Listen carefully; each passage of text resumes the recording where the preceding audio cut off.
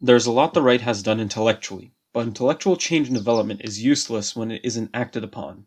It remains in potency, but never becomes actuality. It never produces change. We have described the laws of physics, and yet we refuse to build anything. We know why things happen, but have never thought how to change the result. We haven't even began to dabble in experimentation, and I think that is our most fundamental greatest flaw. What few organizations that have dabbled in activism have done so effectively only for a few years. After that, they generally fall out of the limelight, and I can bet very few of you could name Identity Europa's latest accomplishment that has happened very recently, or their latest radical stunt for that matter, or even many of the Polish nationalist groups' latest stunts, which in the past used to get press headlines but now are totally irrelevant. The only press that picks up on these actions are generally small nationalist press that reports on the food drives or other events, etc.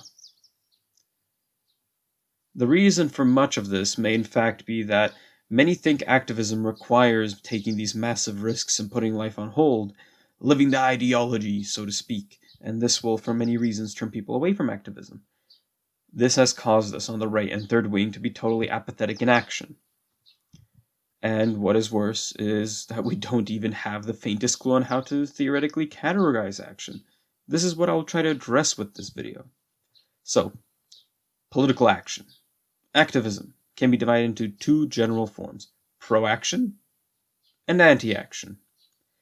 Anti-action is action that attacks something. It tears it down.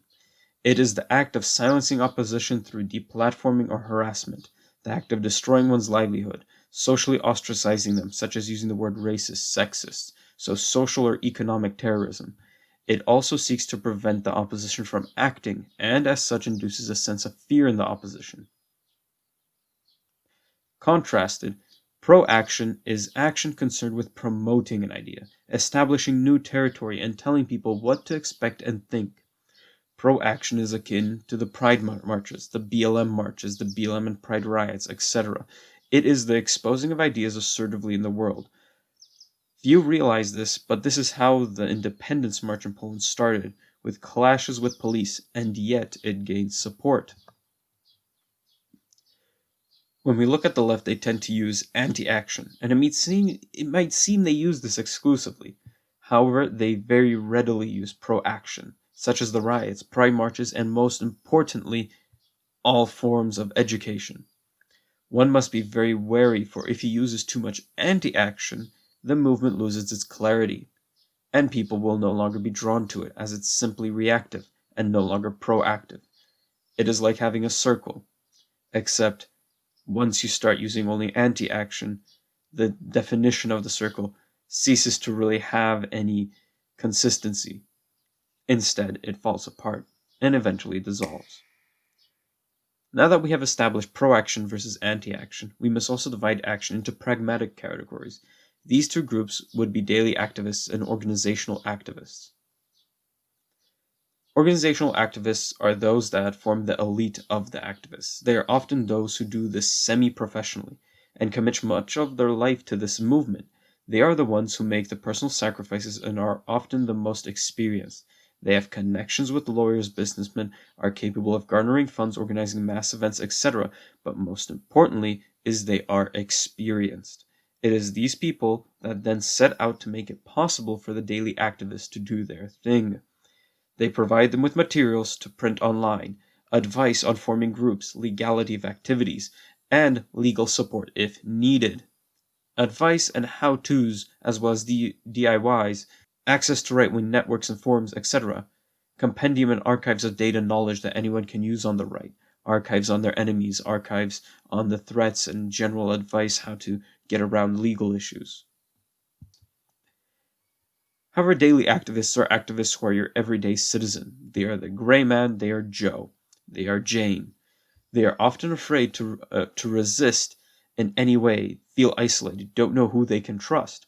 Generally, we need to assume that this is any expression of one's position that one can take, propagate within his local area with little to no pushback, or nearly guaranteed anonymity and freedom from major consequences. This action serves as the foundation for starting networking and will allow each individual to express his skills and talents as well as develop them. What I would propose is anything from haircuts relating to a more classical time, badges on backpacks, styles of clothes made locally by members that others wear, pamphlets and posters plastered and handed out anonymously, self-defense clubs for right-wing individuals where individuals simply get together and teach each other and train, posting provocative posters such as "It's okay to be white" on campuses and around cities, bringing back certain traditions and meeting and executing these traditions such as the Scottish lifting stones or the Polish cross-cutting art and hence stick fighting. Making right-wing art. This is major. We need songs, we need art, we need short movies and stories. Of all things, it is the most free of consequence. Art is extremely free of consequence. Art has been formed in today's time on this postmodernist idea that we have to push the boundaries. And since the boundaries are now on the left, art is the new frontier. Pro-action is the primary early goal of these people.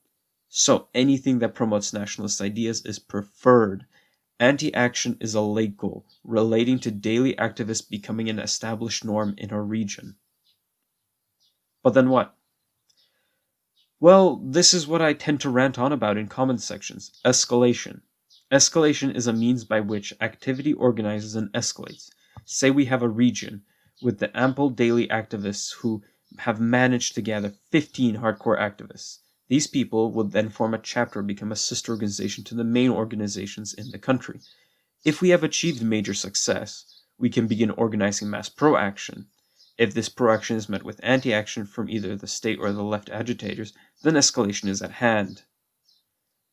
Generally, if the left uses violence, you will have to use violence as a means of self-defense that is reciprocal. If the left uses anti-action, such as deplatforming or firing a lecture, you have to unfortunately do the same, such as closing a gender studies department.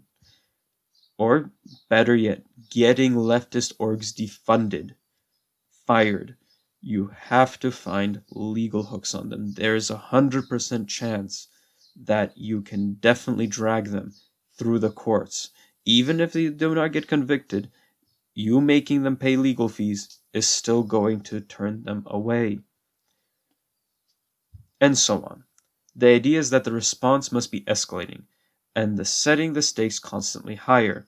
The lack of this principle in organization is one of the primary reasons why Paris is burning to this day, and the Yellow Vests have yet to accomplish anything noteworthy. For daily activism, which I think most of us are concerned with, is if you are afraid to dress differently, speak differently, act differently, flying your flag proudly on your property and your belongings, how can you expect yourself to defend what must be defended when the time comes, much less go on the offensive? Start with a haircut, then change how you dress, and ultimately you will soon find like-minded people, and then you can start exacting change. To facilitate this, we need internal trade for clothes, patches, flags. We need internal forums to learn from each other, community events as simple as barbecues, where we can meet together and have something as strange as an airsoft game together. Or better yet, some old tradition, such as the Polish tradition, such as stick fighting, or other traditions such as wrestling or the Scottish stone lifting, etc. And now today, when the left is tearing down statues and attacking innocents, there's everything to gain. Take a look at this man. He will fight for you, and he means it. Even in his old age, the man is ready to be a hero. Don't be afraid to get out there and defend what is yours, and each other.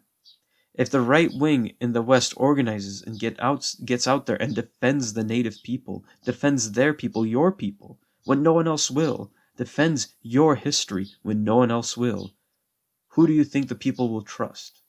The police and the state? Antifa? The news? The media? Or will they trust you? Suave. It's bugging.